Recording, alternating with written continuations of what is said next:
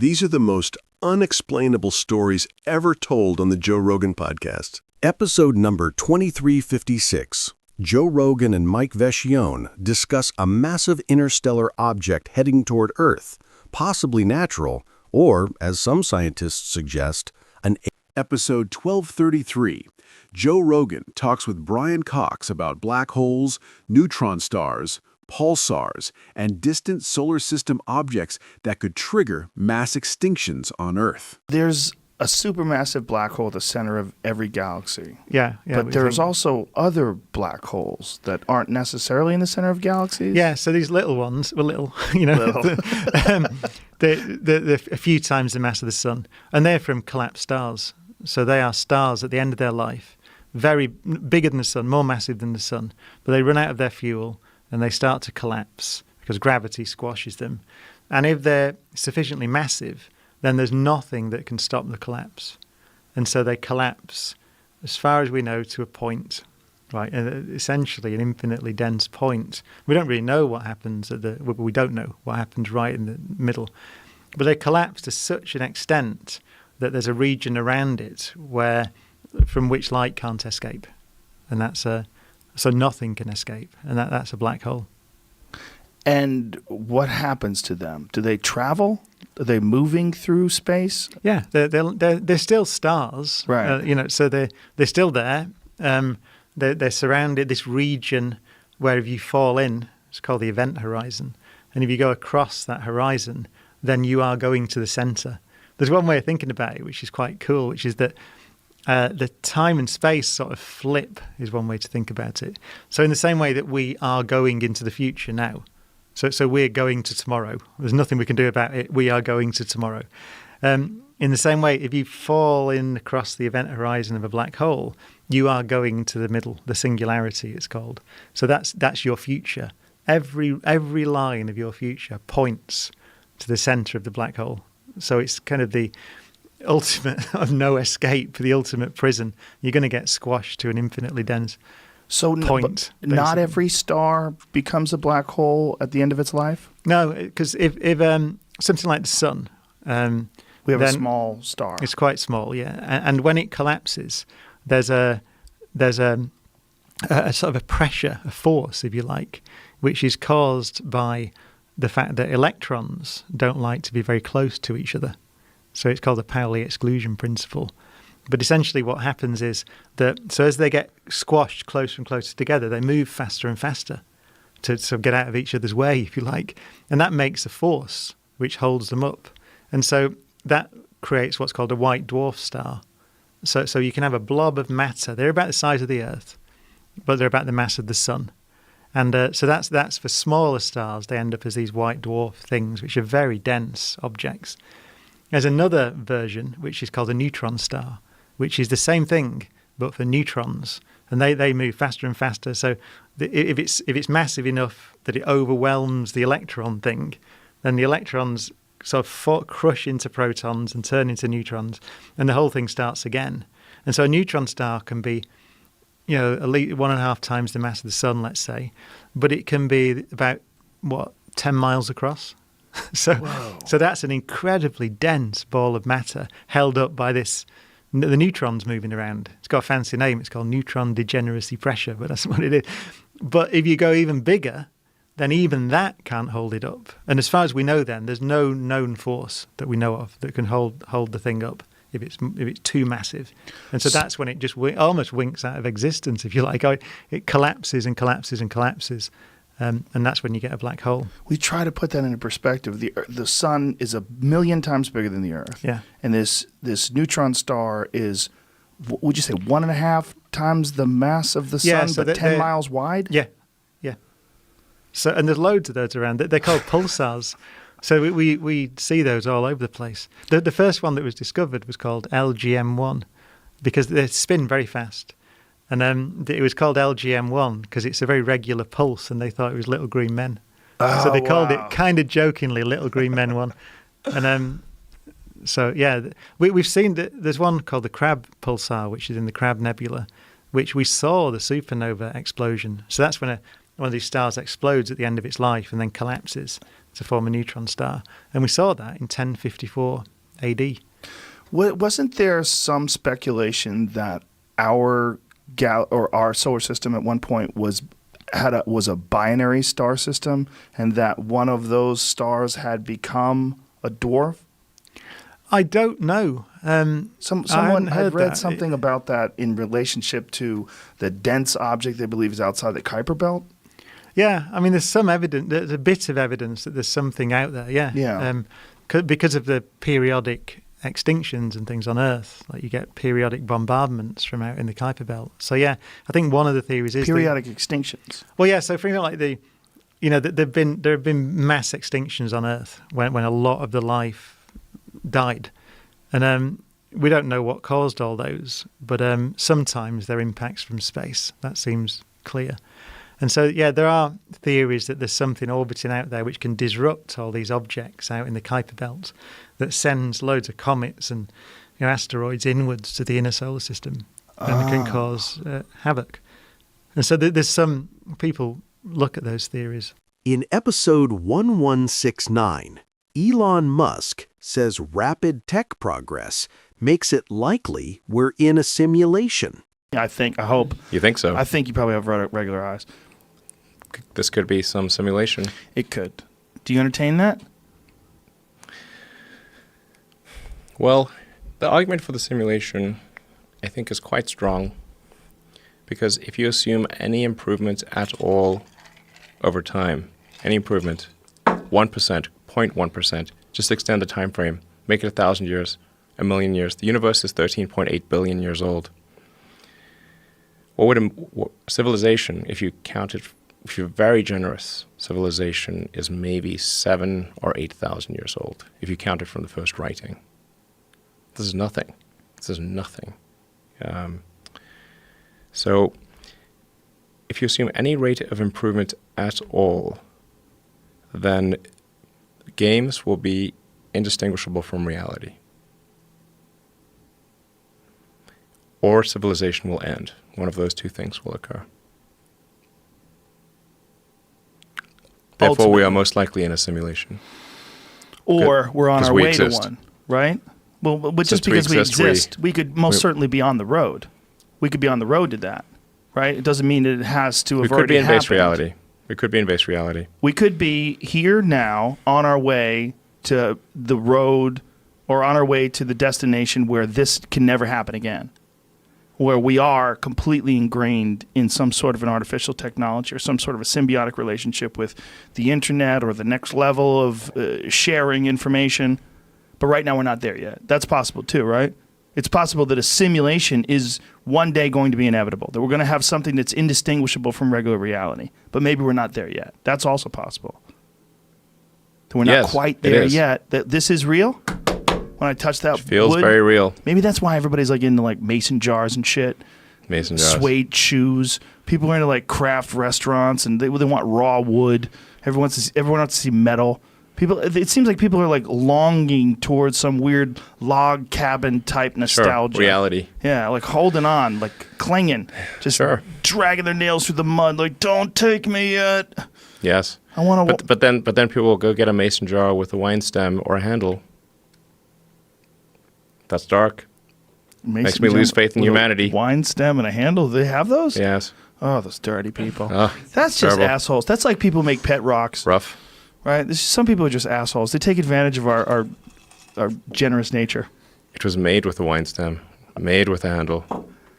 They made it that way. Yes. So it wasn't like they welded it onto the mason. No, that would be fine if there was. They glued it on or something. But right. It was made that way. White trash chic. Oh, this is disgusting. Yes. Look at this. Here it is right harsh. there. Yep. This is terrible. Yeah. That's like fake breasts that are designed to be hard, like fake breasts from the 60s. It's like if you really long for the ones with ripples, here we go. Yeah. That's almost what that is. Yeah. What are you going to do, man? There's nothing, it's nothing you can do to stop certain terrible ideas from propagating. Yeah. And Anyway, I don't want to sound like things are too dark, because I think like you kind of have to be optimistic about the future. There's no point in being pessimistic. It's just too negative. It doesn't help. It doesn't help. You know, I think you want to be. I mean, my theory is like you'd rather be optimistic. I think I'd rather be optimistic and wrong than pessimistic and right. Right. At least err on that side. Right. Yeah. Because if you're pessimistic, you're just going to be miserable. Yeah. Yeah, nobody wants to be around you anyway. If it's the end of the world, you're like, I fucking told you, bro. Yeah. The world's Exactly. ending. Yeah. It is what it is for all. I mean, enjoy the journey. right, if you really want to get morose, I mean, it is what it is for all of us anyway. We're all going to go, unless something changes. Yeah. I mean, ultimately, you know, even if we just sort of existed as humans forever, we'd still eventually, that'd be like the heat death of the universe. right. A zillion years from now. Right, even if we get it past the sun. If we figure out a way past the sun running out of juice. Eventually it's going to end. It's just a question of when. Right. So it really is all about the journey. Or transcendence from whatever we are now into something that doesn't worry about death. The universe as we know it will dissipate into a fine mist of cold nothingness eventually. And then someone's going to bottle it and put a fragrance to it, sell it to French people in another dimension. It's just a very long time. So Yeah. I think it's really just about how can we make it last longer. Are you a proponent of the multi-universes theory? Do you believe that there are many, many universes, and that even if this one fades out, that there's other ones that are starting fresh right now, and there's an infinite number of them, and they're just constantly in this never-ending cycle of birth and death? I think most likely, this is just about probability, there are many, many simulations. These simulations are, we might as well call them reality, or you could call them the multiverse. These simulations, you believe, are created? Like someone has manufactured? They're running on a substrate. So... That substrate is probably boring. Boring? Mm-hmm. How so? Well, when we create a simulation, like a game or a movie, it's a distillation of what's interesting about life. You know, like it can take a year to shoot an action movie, and then that's all distilled down into 2 or 3 hours. So let me tell you, if you see an action movie being filmed, it's boring, super boring. There's like lots of takes. Everything's in a green screen. Looks pretty goofy. Doesn't look cool. But once you add the CGI and have great editing, it's amazing. So I think most likely, if we're a simulation, it's really boring outside the simulation. Because why would you make a simulation that's boring? You'd make the simulation way more interesting than base reality. That is if this right now is a simulation. Yes. And ultimately, inevitably, as long as we don't die or get hit by a meteor, we're going to create some sort of simulation if we continue on the same technological path we're on right now. Yes. But we might not be there yet. So it might not be a simulation here. But it most likely is, you feel, other places. This notion of place or where is a... Flawed. Yes. Flawed like perception. Like right. that, if you have this sort of, that Vive, you know, that's made by Valve and Steam, and it's really Valve that made it. HTC did the hardware, but it's really a Valve thing. Makers of Half-Life. Yes. Valve, great company. Great company.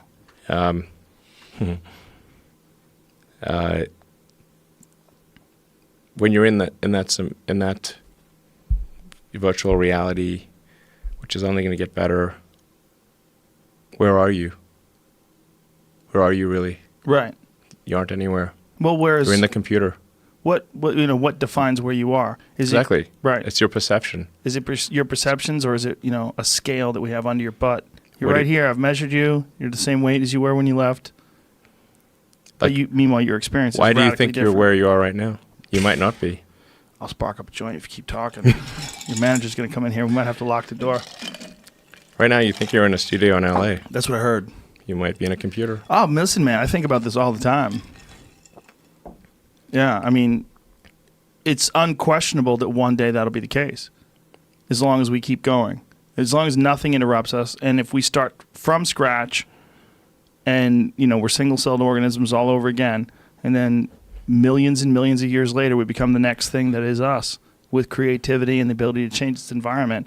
It's going to keep monkeying with things until it figures out a way to change reality, to almost like punch a hole through what is this thing into what it wants it to be, and create new things. And then those new things will intersect with other people's new things, and then it'll be this ultimate pathway of infinite ideas. In episode 1352, physicist Sean Carroll explains Laplace's demon, a being that could predict the universe, then shows how quantum mechanics breaks that determinism. There was a computer that was so powerful that it could accurately describe every single object on Earth, that we would be able to figure out the past. Yeah. And Laplace was saying that not only that, but he proposed for the entire universe, like every single object, electron, everything in the atom in the entire universe, that you would not only be able to show the past, but also predict the future. That's right. So this is called Laplace's demon, although he never called it that.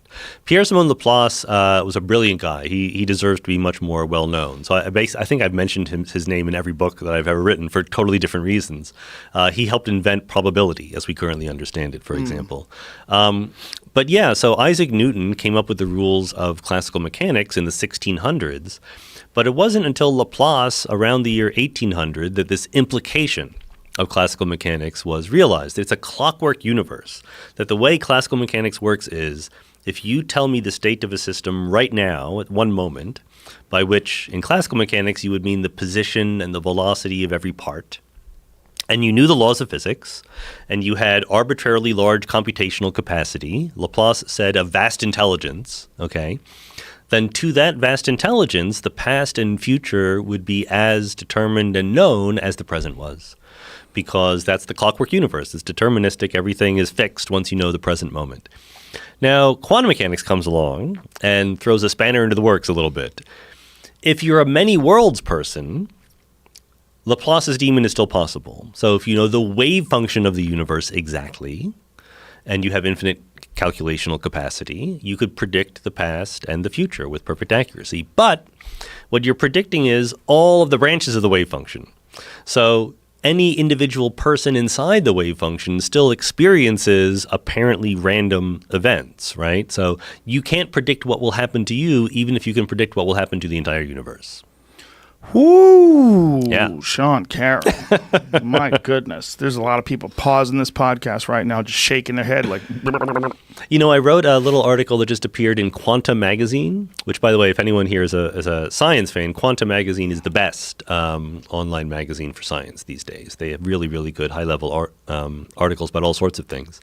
And so I wrote an article called What is Probability? Because, again, this is a philosopher's kind of question. Physicists will just put it to use and get on with their lives. Philosophers will say, well, what do you really mean by probability? The traditional answer is, if you're flipping a coin and you say it's 50-50, what you mean by that is that if you flipped it an infinite number of times, half the time it would be heads, half the time it would be tails. That's what you mean. It's called the frequentist idea of probability. But then what do you say, what is the probability that Donald Trump wins re-election? That's not going to happen an infinite number of times. You're not going to do the experiment. Or even better, what was the probability that Lee Harvey Oswald actually was the lone shooter of JFK? That already happened. That's in the past, right? But we can easily say, well, I think it was an 80% chance that that's true, right? So this is called Bayesian probability, where rather than thinking of an infinite number of things going on, you're assigning a degree of confidence to your lack of perfect knowledge, right? I don't know exactly. There's a great way to describe something. Yeah, there's something going on. I don't know what it is. So I assign a probability. And that just like a frequency, that, the credence, as we say, that you assign to these different ideas is a positive number, then all the credences add up to 1 because something happened. So in quantum mechanics, is probability more like frequentist probability, or is it more like Bayesian probability? And the answer is it depends on what your favorite version of quantum mechanics is. In one of these spontaneous collapse theories, it's very much like a frequency. Like, you just things happen randomly and it's purely objective.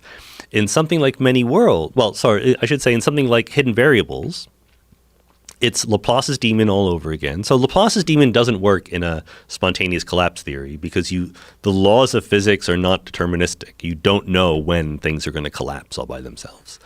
In a hidden variable theory, the hidden variables and the wave function evolve deterministically, but you don't know what the hidden variables are. So you can assign some probability to having them be different things. So there's some ignorance involved.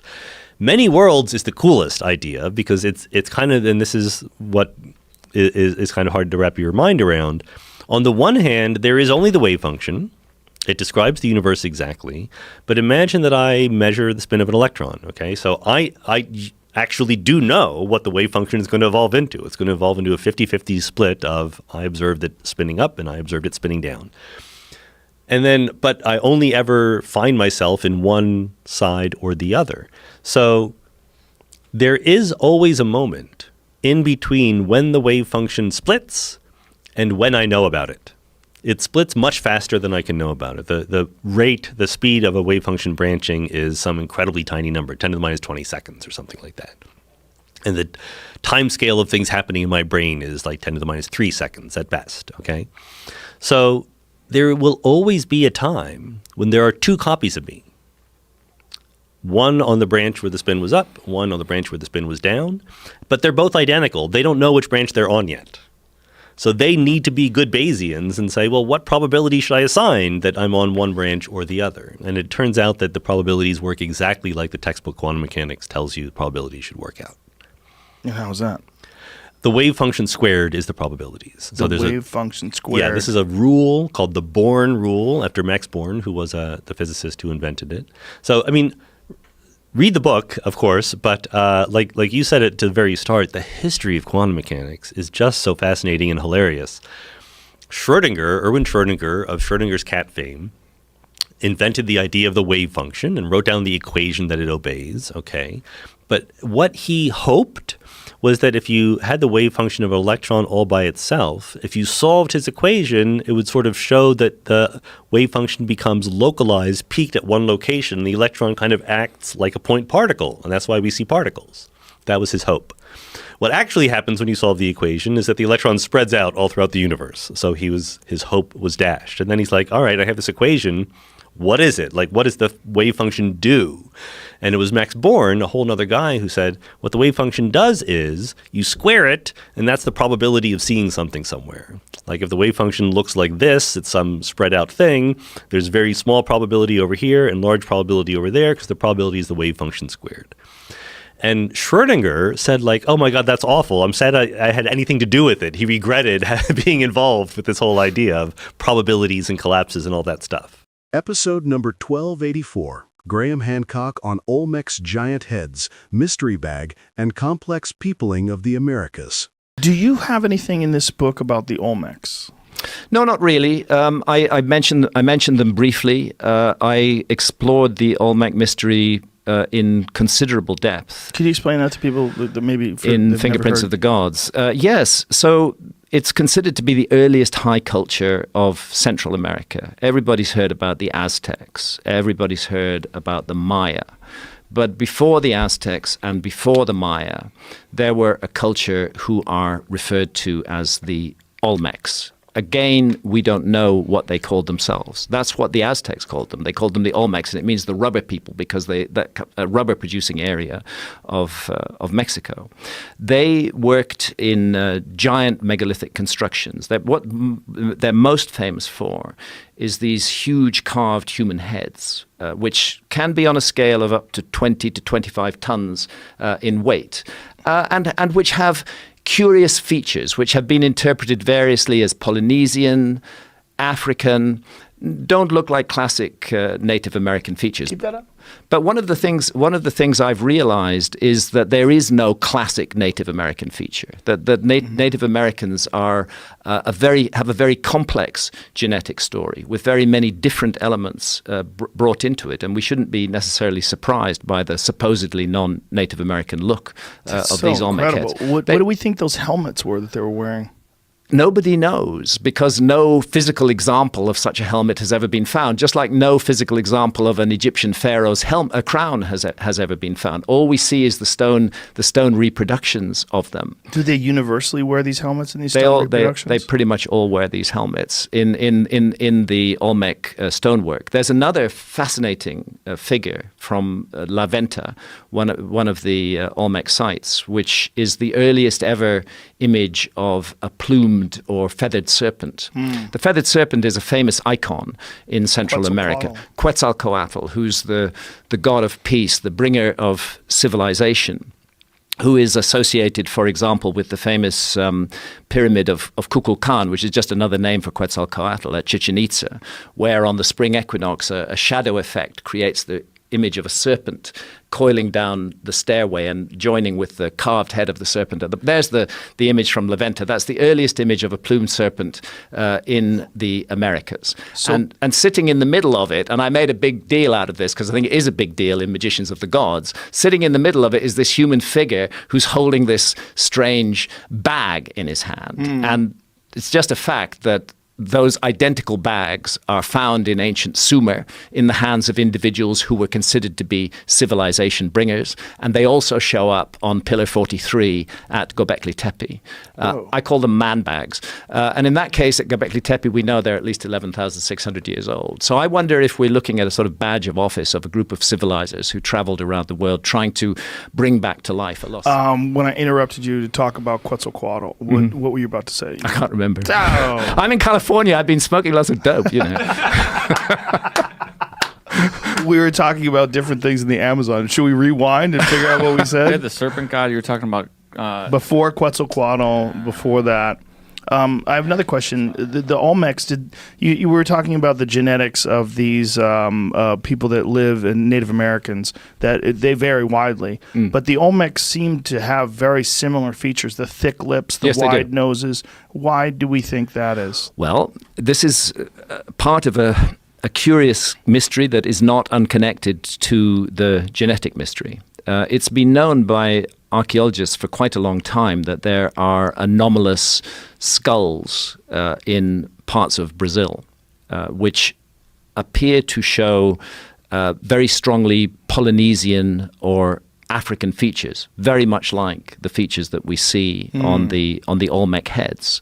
And a number of archaeologists who got into trouble with their colleagues for this have used that to argue many years ago, 30, 40 years ago, that the settlement story of the Americas is much more complicated than we've realized. And what the DNA is doing is it's telling us that there was something really weird happened with settlement.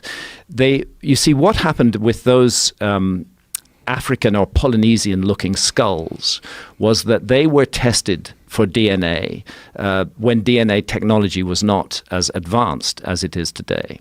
And what that DNA showed was that they were more closely related to modern Native Americans than they are to any other people in the world. So the notion that there was some connection with Polynesia or Africa was dismissed.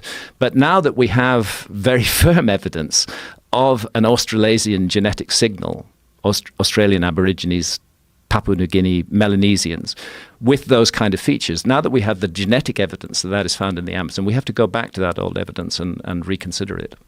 Wow.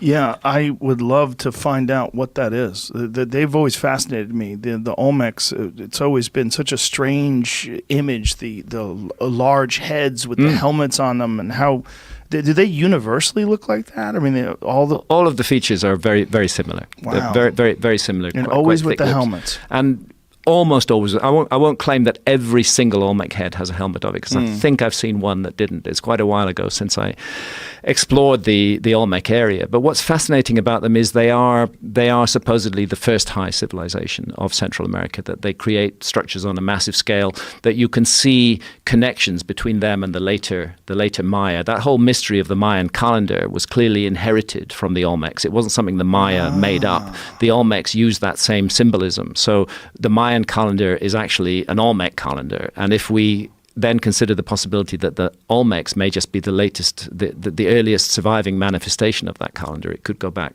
much further than that. Episode number 1314. Andrew Schultz discusses time travel, infinite universes, time passing differently with speed, and his idea of using a light sail to reach near light speed. Thing about extraterrestrials. You believe in them? Well, You know I believe in them. Well, you believe in everything. the reality You believe in is toys that can harass you as a child. there's no evidence, but the numbers of humans, I mean the numbers of planets rather, that could support humans, they're pretty, just what we've documented so far is pretty interesting. Just what they know about the thousands of planets they discovered, there's hundreds that could possibly support human life. And then there's hundreds of billions of galaxies. So Right. the idea that we're the only one.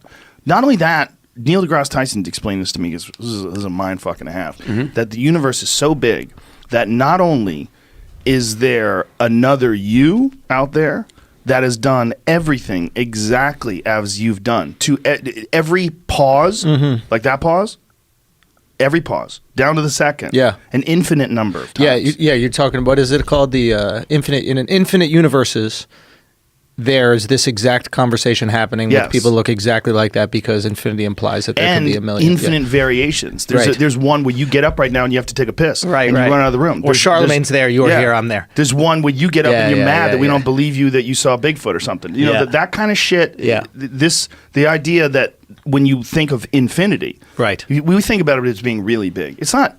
It's impossible Yeah. to put in your head. Yeah. The infinite universes, like the size of the universe, 14 billion light years apart, infinite numbers of those. Not only that, they think that inside every galaxy is a supermassive black hole, and inside that black hole may be another universe with hundreds of billions of galaxies, with hundreds of billions of black holes. Inside each one of those, hundreds of billions of galaxies, hundreds of billions of black holes, that it's fractal and that it's impossible for you to even conceive. Yeah, I think it's very So selfish. you're saying just based on the numbers, there has to be There has to something be else. something It out has there. to be. Now the question you know is how arrogant there? you got to be to think that we're the only life in this I fucking don't think we're the universe? only life in the universe. I'm just saying, like, Whether or not it's reached us.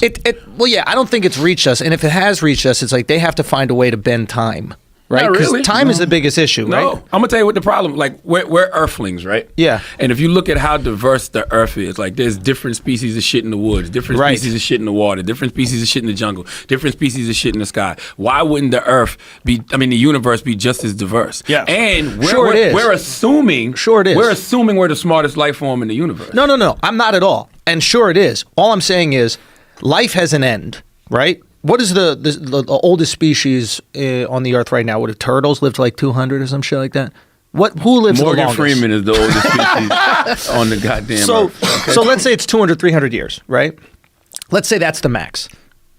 Now we have 300 years to travel millions of light years away to get to another galaxy, to see other planets, to see if they have some shit. And they have the same for us. So let's say there is another species that somehow found a way to take the consciousness that they have and put it in a robot that can then last for thousands of years. Then they would have the opportunity to come here. But we're limited by time, right? You will die before you get somewhere. Like, Listen, we can go to Mars, we can't come back. I think we're Time. basing that off our intelligence. There might be a species in this universe that can fly to Earth the way we fly to LA.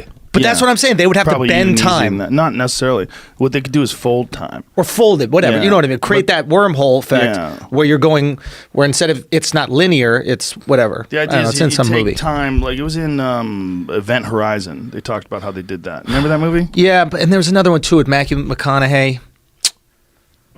Oh yeah, Interstellar. Interstellar, yeah, where they get into like space time. Space time's really interesting, right? It's like the faster you go, the less you age. Yeah. Right? Like, so if somebody's in a plane In flying comparison around to someone here. on the Earth, right? So if someone's flying around the Earth in a plane versus us sitting on Earth, they will age fractionally less, right? So if you just increase their speed and decrease ours, or keep ours at the same, they will, let's say, not age at all compared to us aging like 30 years. Even crazier. Brian Cox, I went to see his Cosmos exhibit. And wait, that's the physicist. astronaut? Oh. He's a physicist. Okay. From CERN, from the Large Hadron Collider. Yeah, he has yeah. a bunch In of different Switzerland podcasts and shows.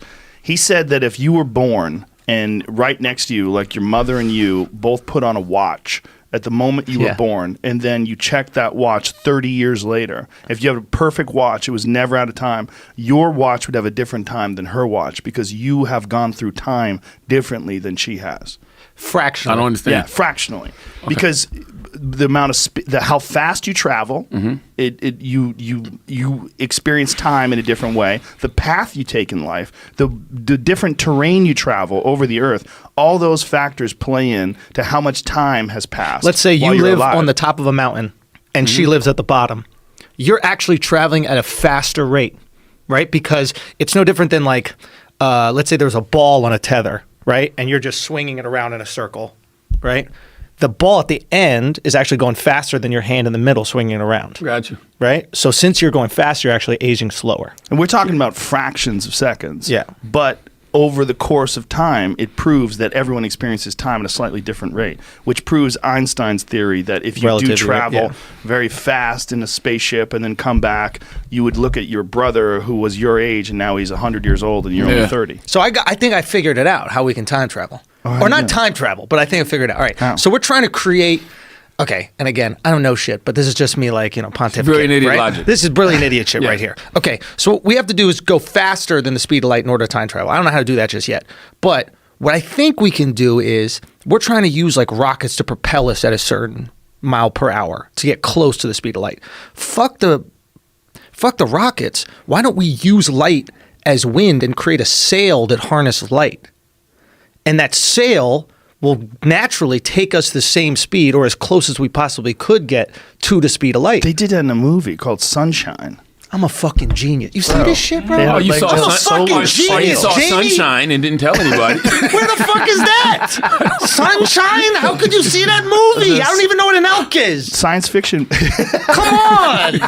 Come on, a Joe. science fiction movie. I'm talking to Bob Lazar tonight. That was the guy I was telling you I wanted to bring you to dinner. And I'm going. You too as well if you want to come. He's the guy who worked at Area 51. And I'm having didn't even dinner. know if we He's could doing talk the about this podcast today. tomorrow. Yeah. I believe in Area 51. I wasn't gonna bring it bro. up. Oh, Area 51's real, but this guy literally worked on what he says are alien spacecrafts. Spacecraft that sail on sunshine could be the next big thing. Jamie. Bro, you should work for NASA. Jamie. This is public school Maybe He education. can get you a job at Trump Space Force. That's it. And I Tim- don't want to Tim do any of the Dillon got me math. this. I just want to throw the ideas out there, and I think I got it. 10 mil? This is a legit Space Force shirt from Trump Tower. Tim Dillon bought me this. Yo, shouts to Tim. I love Tim. This is real. This is what the real fucking Space Force. This is the logo. That's hard. Dude. I thought you got that from Target or something. I didn't know that I did. I was like, I missed that cartoon and that old movie. What the fuck is Space Force? Oh, this is the real Space Force. This fucking goofy shit. You said you had a friend who works on alien spacecraft? Oh, I don't know. That's what I told I'm you meeting tonight. him tonight. He's Yeah, on yeah. the podcast tomorrow. And But he's- he worked at Area 51. Is he allowed to talk about that shit without getting killed? He is because he's been talking about it for decades. Really? Yeah, and they've tried to discredit him. He's very controversial. A lot of people think he's full of shit, but there's a recent documentary by Jeremy Corbell, and the more you look at the documentary, he knows too many things. He knows too many things that prove that he absolutely worked at Area 51. He got arrested for bringing people to a lookout peak to look over where the area where they would launch these spaceships. And he's got video of these things flying through the air, doing all these maneuvers that no conventional spacecraft could do in 1980, whatever the fuck it was, where he got arrested. Episode 1035. Paul Stamets describes a psilocybin experience that convinced him he may have entered the multiverse after a bizarre dream of dead cattle matched real events days later. But if you look at the multiverse, and I've had one or two in particular multiverse experiences where time and reality has changed in a way that I cannot explain. It's So, what do you mean? It's so incredibly profound that I still cannot wrap my mind around it. And These are psilocybin experiences? psilocybin experience. So I think the psilocybin experience might be one portal, and now I'm going to sound like Terrence McKenna, of entering into the multiverse.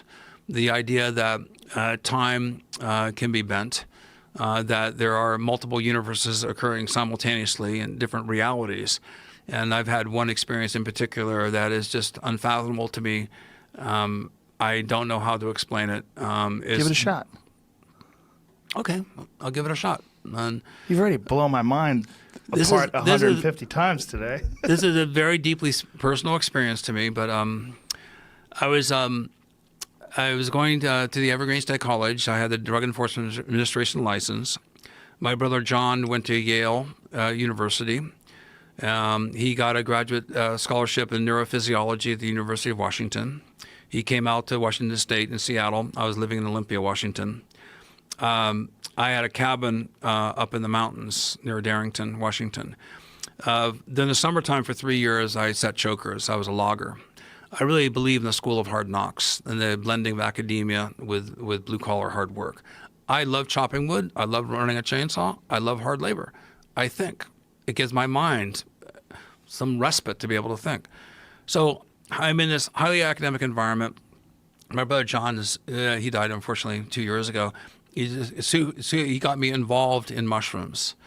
So I'm going to segue and set the stage here, but I need another 2 minutes to set the stage here. So I'm growing up in a small town in Ohio called Columbiana. My brother John is going to Yale. He comes back one day, and he gives me a book that he's using for his class, but he's on break. And he says, and I'm really fascinated. Now, John went to Mexico, Colombia, came back with great stories of eating psilocybin mushrooms, and he was my older brother. I just idolized him. And he has a book called Altered States of Consciousness. And so I said, John, can I borrow your book? He said, sure. And I said, but Paul, I need it back. After my break is over, I'm going back to college. This is part of our textbook. So I borrowed his book, Altered States of Consciousness, and I'm just fascinated reading it, about all these different ways of expanding your consciousness. I'm 14 years of age. And so my best friend, Ryan Snyder, says, Paul, can I borrow your book? We're hanging together all the time. And I go, yeah, but I need it back. And so he borrows my book, and he doesn't return it. A day, several days pass, a week pass, 2 weeks pass. My brother's coming back on break. He said, I needed that book back, Paul.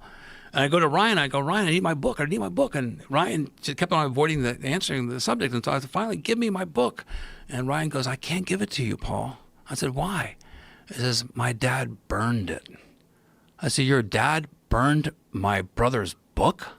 I go, WTF. I didn't use this phrase back then. I said, oh, my God. And I have a shout out to Ryan Snyder's father that because of that event, it stimulated my interest in altered states of consciousness even more. So John goes to Yale and goes to the University of Washington. I have this DEA permit. I'm at the Evergreen State College. John calls me up. He says, Paul, I think I found some psilocybin mushrooms.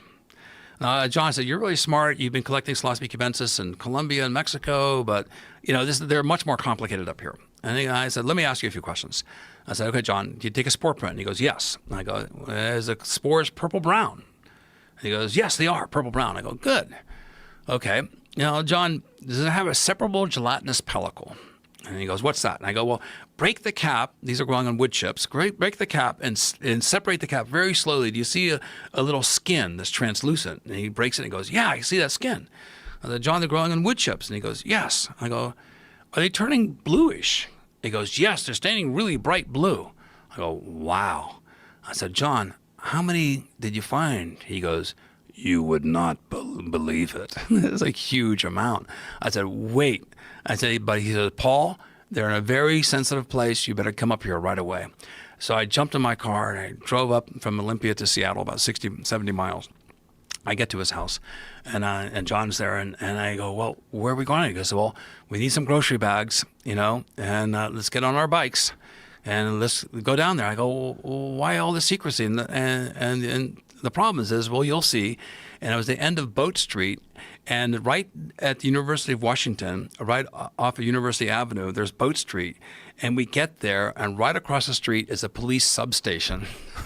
So we're there, and it was an eruption of this mushroom. There had to be 10,000 30,000 mushrooms, I don't know.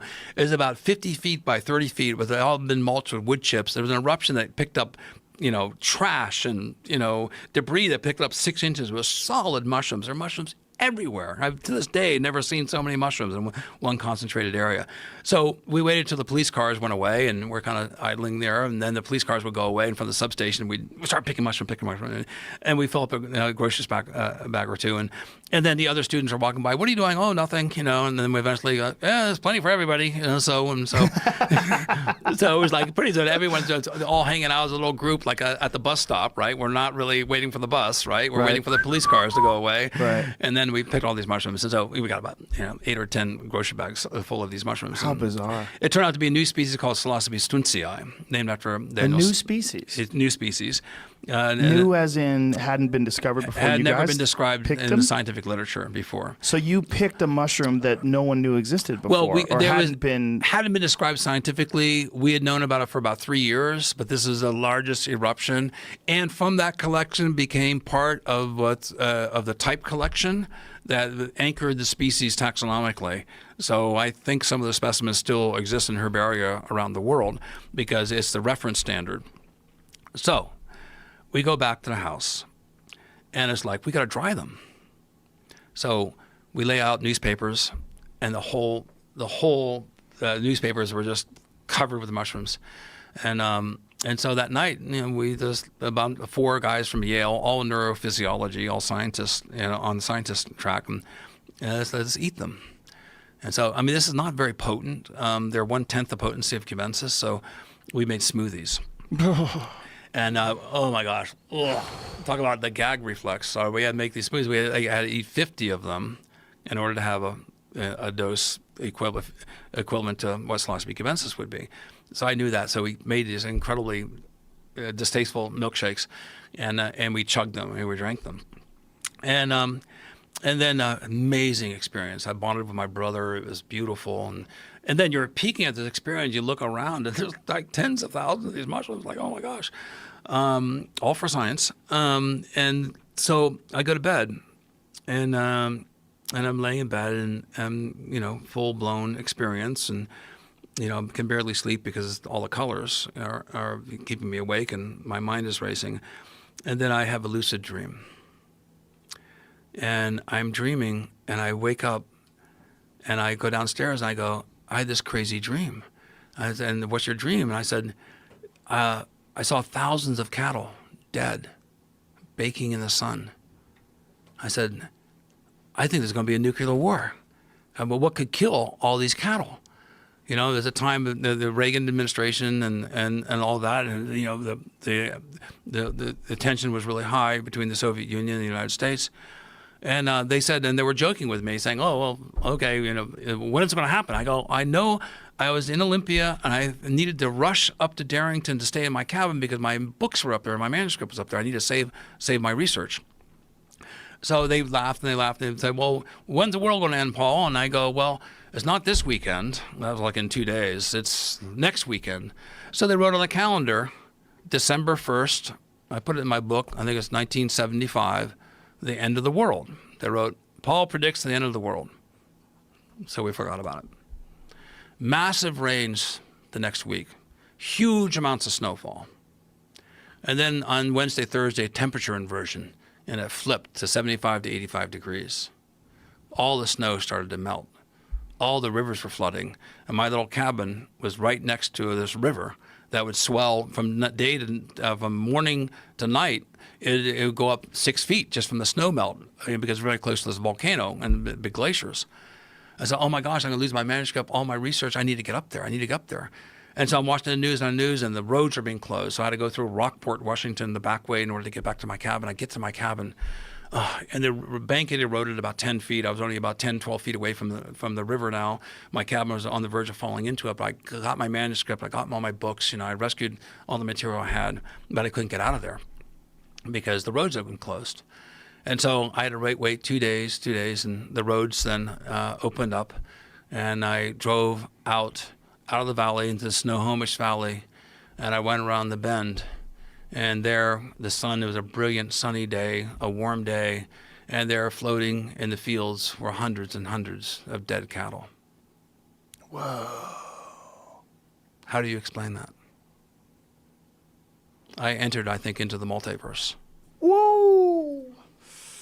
Now, as a scientist, you realize when you say something like that, you open yourself up to ridicule. Do you feel hesitant to communicate these ideas? Well, to a degree, yes. But, I'm 62 years of age, and, at one point, I just don't care. I just don't care, This is true. This happened to me. And I can push the envelope on these ideas because the credibility of my research is well established. I can save the bees. Do you care whether I have taken psilocybin mushrooms, if I can save your farm, your family, your country, or the world billions of dollars and protect biosecurity? I care more. I care more. That's right. Yeah. So I'm telling you things. I'm not making these up. I don't think you are. I don't have to. I just wondered. But just because you can't explain it does not mean it's not true. Right. And I think that we need to accept the fact that the reality is not limited to the perception that we have traditionally used. That's a Episode number 1424. Joe Rogan and Tom Papa discuss why children might see ghosts, suggesting their senses are still open and not yet dulled by adult beliefs and pressures. It was weird. He had my ghost up there before I was done talking about it. When you type in Tom Papa ghost, it comes right up. Here's the problem with ghosts. Those ghost shows. Well, yes. Those ghost shows are bullshit. 100%. One of those guys got in trouble recently because he made a ghost book and he plagiarized a bunch of shit. Really? Like blatant, copy and paste. Yeah. Yeah. Jeez. It's theater ghosts are some of my favorite. In theaters? When you go perform in these theaters and you talk to the people, I always ask, do you have a ghost? Mm-hmm. Yeah. There was a little boy I was in, where was I? Oshkosh. And there was an old theater, and the guy who runs the theater said, there's legendary, they keep talking about, there's 3 ghosts in the thing, and they were having a cocktail party upstairs in this cocktail lounge off the balcony. And this guy's son ran into the balcony, and he's talking with people. He goes, I got to go get him. And he goes in there, and the kid's leaning over the balcony, talking to the stage, having a conversation with someone. He's like, yeah, no, this is my dad. What? He wants us to go down there. Who wants us to go? That guy. He wants us to go down there. And there was no one down there. The thought about that with little kids is that little kids have not dulled all of their senses with the pressures of the world and all the other information that we carry around in our heads and all of our ideas of what's real and what's not real, and that little kids are open more, and then they can see things. Well, Flea from the Red Hot Chili Peppers was talking about that with his son, that his son is I think it was Flea. Yeah. His son is tuned in to spirits in a way, and then that he was looking at it was maybe it's that these kids are not maybe we all have that in us, but it's blunted by pressures and life and a lack of sleep and responsibilities and relationships and work and fear and everything, and right? It's just, and also we define how the world is, right? We get it in our head that these are the parameters for the world. This is how the world works, and that's it, and go to work and fucking button up your fucking sleeves. And right, this is my beliefs. Yes, yeah. My belief system is going to carry me through. Yeah, I mean, this is what it is. It's a fact. Right. It is. Episode number 1255. Alex Jones says his childhood dreams came true, believes he touches alternate timelines, and shares an unusual view of God. I agree. So just briefly, and you jump in there, Eddie. Let me tell you what my deep research and basically vision is. Okay. And vision just means you're like things crystallize, epiphany. To talk about 12 dimensions, 11 known, 12 being omnipresent, so we don't say it actually exists. To say that is arrogant, so I won't say that. But I have had dreams my whole life that come true. And the weirdest thing, a lady drops a thing of pickles at the store. For 5 years I have the dream, and then one day I'm there and it's the woman in the pickles break. Or I walk around a corner. When was this? Particularly when I was a kid, it was more intense. That is fucking crazy. So for 5 years you had the same dream, and then one day it happened? Yes. Was it exactly how you dreamt it? Yes. Fuck. For about 6 months I had a dream of a guy in a purple and green striped shirt. And I'm like, why am I walking? Because it's not like normal dreams. It's like you've been taken over. You always get vomit after lucid, like a lucid dream. Lucid dream. And I'm walking around why am I behind a building? And all of a sudden, there's some dude in a purple and green striped shirt, and he attacks me. And 6 months later, it happens. And I mean, it happens exactly. So, what do you think is going on? All thoughts of yourself aside, just look at it objectively. What do you think that is? You could say that it's human programming and basic programming in the brain. Do you think you're tapping into a timeline that maybe you can't access all the time? Well, that's what I know it is. One of the reasons why you can rant and rave and when you spew out information the way you do, which is very impressive. The way you can talk about things for 3 hours straight, and get excited about things. You do the majority of your programs entirely by yourself. No teleprompter. But I agree with you. It's not like I'm telling you. You're doing something unusual. Do you understand that? I'm not even doing it. It's like a river's going by. There's a turtle. There's a fish. There's a log. That's why it's like random. Like, what is this? What is that exactly? Right, but that's how you communicate. That's like in the beginning of the thing we were talking about Sandy Hook. I kept trying to slow you down. I was like, I'm not following you down this river. You just hit this one rock. I want to talk about this rock. I want to talk about the next rock. But you just keep going. The way you think about things is you're chaining one thing to the next thing to the next thing to the next thing. And for people who are not thinking the way you're thinking, it can be exhausting. Like you're trying to follow. Well, sure, what it doesn't you're even mean saying. I'm right about it all. I'm only seeing the code. But I'm wondering, because of the fact you're telling me that you had these dreams that came true exactly the way you dreamt them. I know you're not full of shit. You're not a liar. I've known you for a long time. If that really did happen to you, if this is your real life experience, I want to know what the fuck that is. Are you on the periphery? Do you have your finger on a membrane that maybe other people can't totally touch? Where occasionally, just occasionally, you get a little peek through and you get to see the other side. Even if it's only once or twice in your life.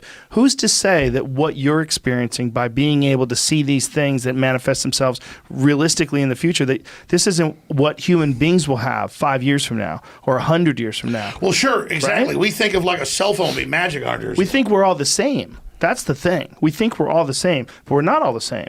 We're not all the same in our ability to talk. You can talk for a lot longer about a lot of different things than I do.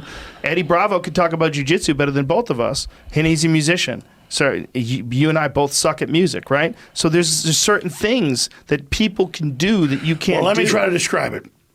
And they'll use this against me, but notice they don't touch it because it's their whole religion, and they can't stand that I'm talking about it.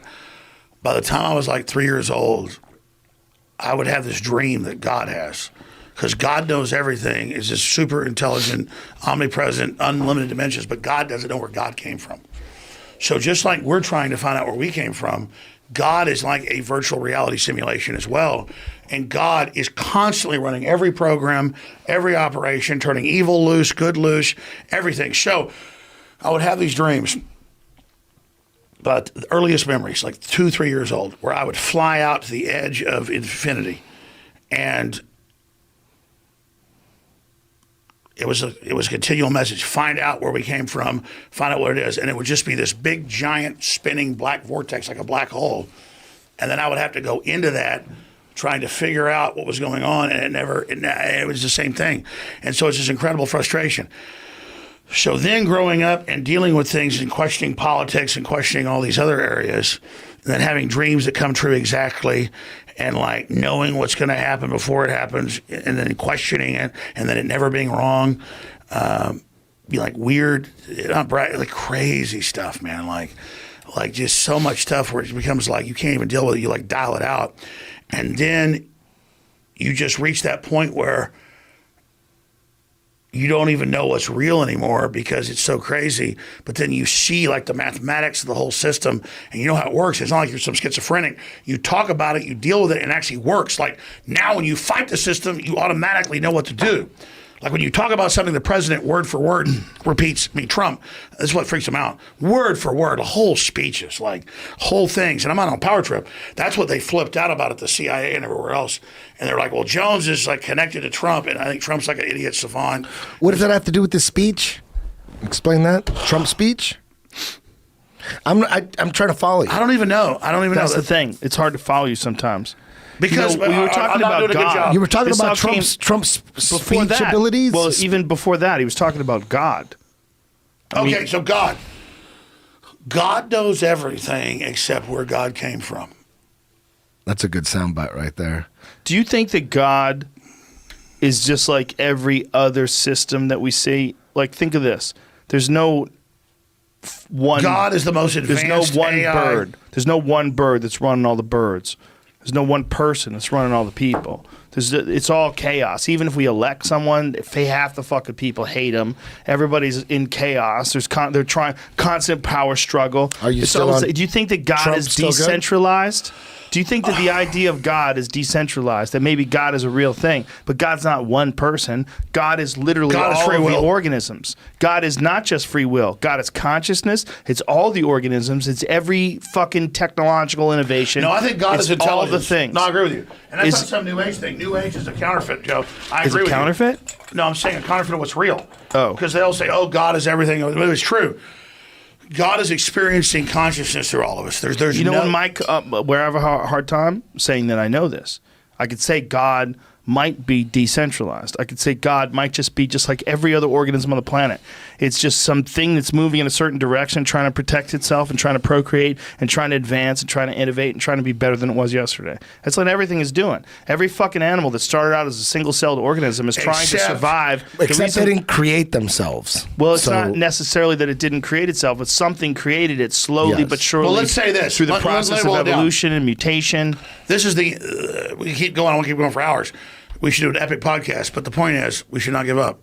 Let's The don't point- give up. The point is, there is a pro-human future and a pro-free will future, and the globalists are an anti-human, anti-free will future. So all I know is to swim towards the light. This And is so a I'm good for point. a pro-human future.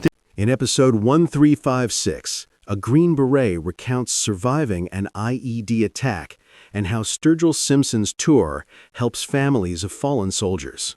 I'm hanging out with these guys day. because I'm a Green Beret and I got hurt, and you saw the show last night. So I'm speaking at the shows because Sturgill on his own. Well, let me back up. I got blown up in March, and I was in the hospital. Previous year, I'd got come off of a deployment, had 11 months before the second one was a bit down in the dumps. Got divorced, had a dude die on the first trip. So it was kind of it was real rough to deal with. And then was listening to these dudes quite a bit, and then led into the next deployment. I was there a month. Boom, almost died pretty hard. Teammate saved me, and we had blood on the ground. I got blood on target, and then they made a hellacious movement to get me to the medevac. Long story short, I'm eating dinner in the hospital, one of the first meals, jamming out to these dudes, and I was like, Mom, I want to meet Sturgill Simpson. And then she tried to get a hold of him. SOCOM eventually did, and he came, hung out for 2 hours. I made my friend now, General Baudet, wait 15 minutes so that we could finish talking about what we were talking about, which when you're an enlisted dude, you don't make generals wait. But I was on a lot of ketamine, so it was sweet. But then Sturgill had it on his own accord to donate to the foundation. So this little tour going on that coincides with the actual album release is donating to the Special Forces Foundation. So that helps Gold Star families, which are the families that remained of the friends that got killed on this trip. So there were 4 Green Berets and 2 EOD techs, and so that money's going to them, and that's what I care about. I don't I'm alive. I don't have any legs below my knees for those that can't see my legs on the video anyway. And I don't have my testicles either, so that's a different set of challenges. But I don't care about getting taken care of other than the normal Army processes, but I want them to get taken care of from the foundation. So I'm grateful to have these guys as friends now. They're awesome. They're amazing musicians, but amazing people. And then I'm grateful to be here and just to push that out. So people that are coming to the shows, all that money goes to the foundation, and then people can go on the foundation's website, which is specialforcesfoundation.org. And yeah, I appreciate it. That's fucking awesome, man. Yeah, That's man. really, really, really cool. That's really cool that you're doing this, and thank you for coming here and telling everybody this. This is it's a great way to help out, and your music, to connect it to that. I think that's just a fucking incredible thing. It's really cool. When you sent me the text messages telling me that you were going to the hospital, it's very touching. It was yeah. Yeah, you were, you could tell you were seriously moved by this.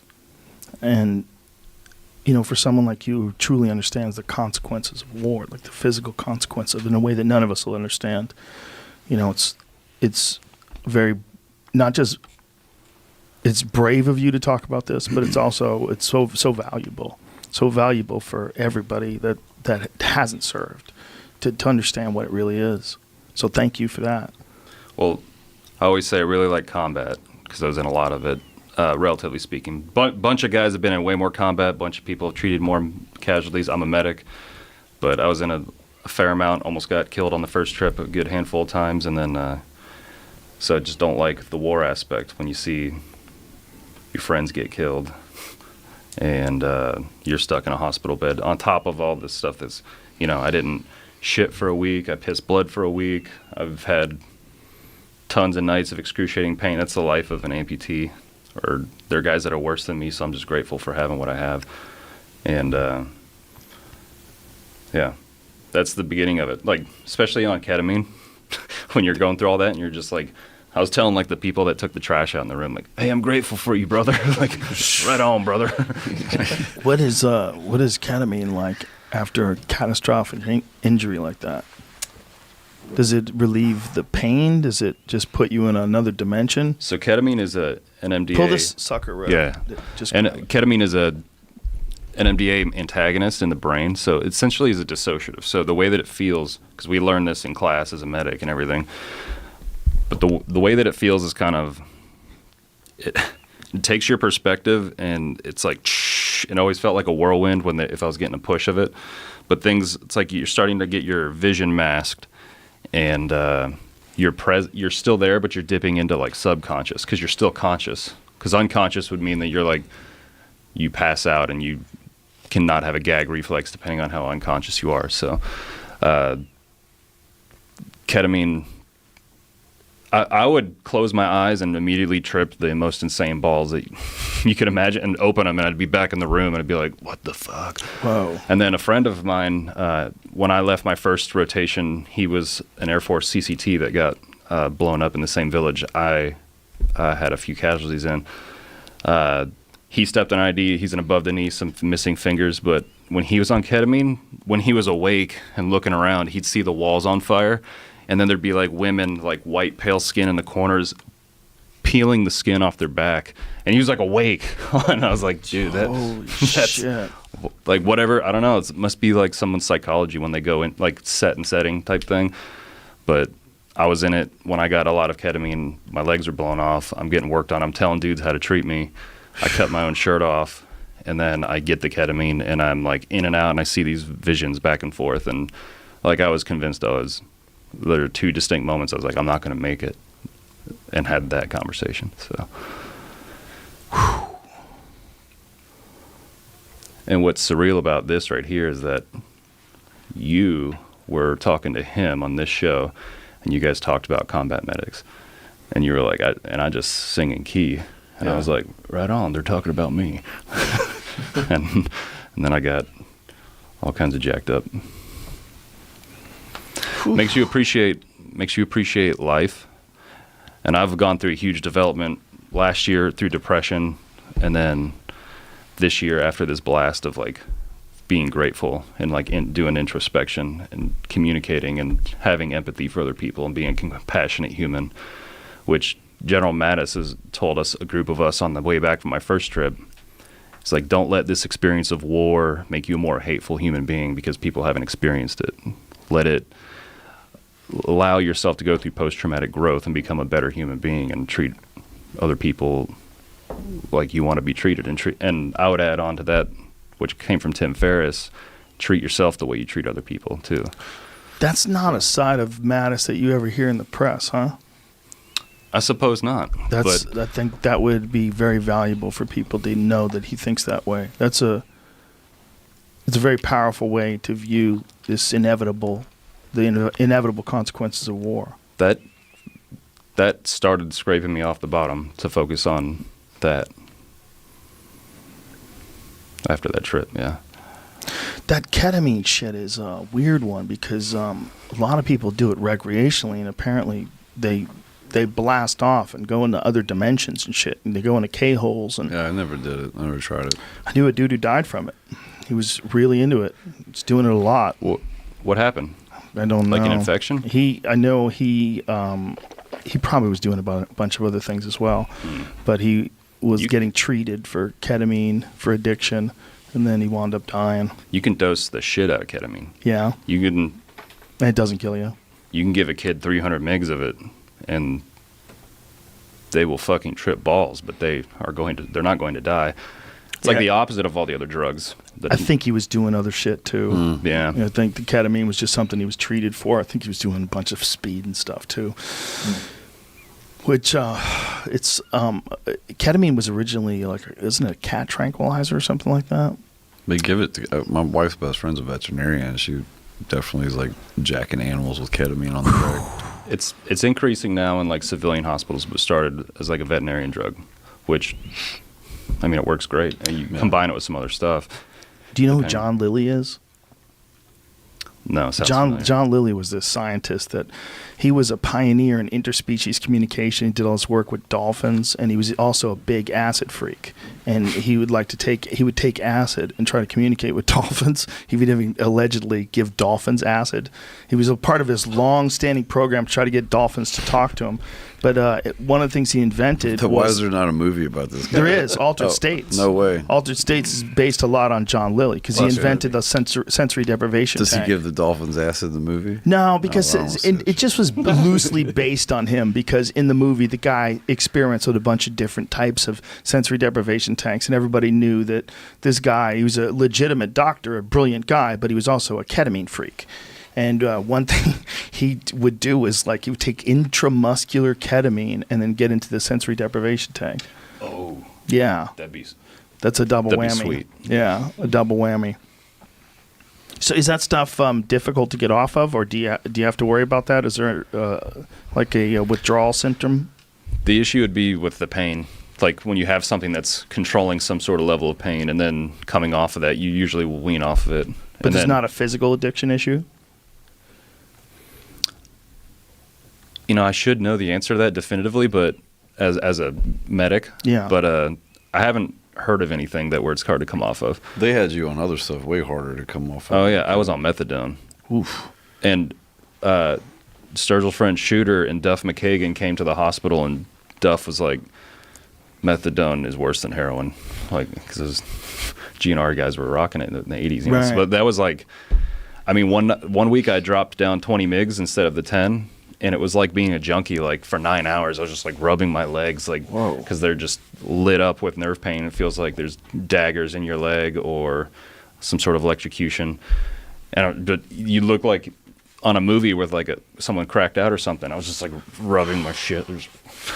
We used to see these guys who would come into the pool hall when I used to play pool in White Plains. They would come in. There was a methadone clinic down the street, and they were all heroin people.